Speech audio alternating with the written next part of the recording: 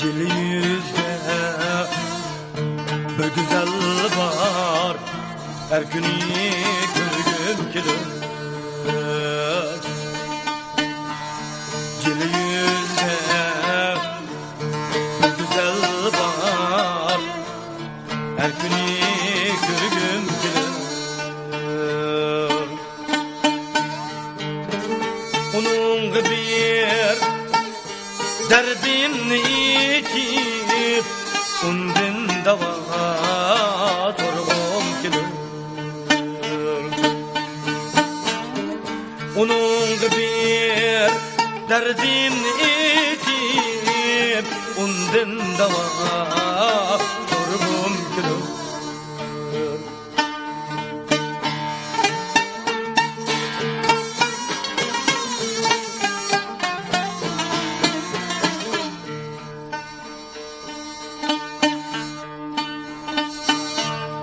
Gerç sevdayı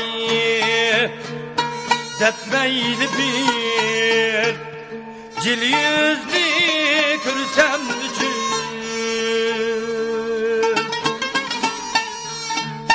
gerç sevdayı dismeyli elmini cil yüzlü kürsem bugün. İş kummari demez ber bir görsem bugün. İş kummari demez ber bir görgüm gelir. Yüz bir güzel var, her günü görgüm gelir.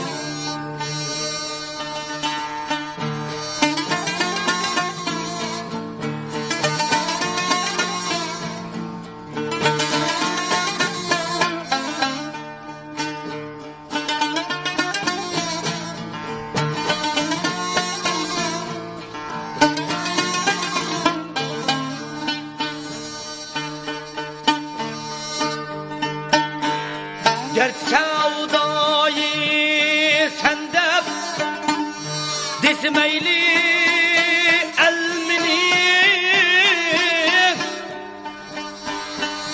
ber bir kürgüm gelir.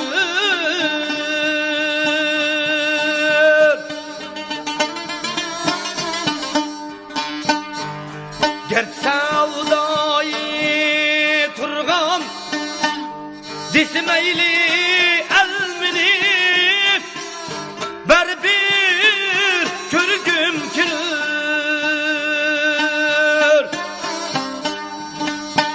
Onun bir derdim içip yardım dava sorgum gelir.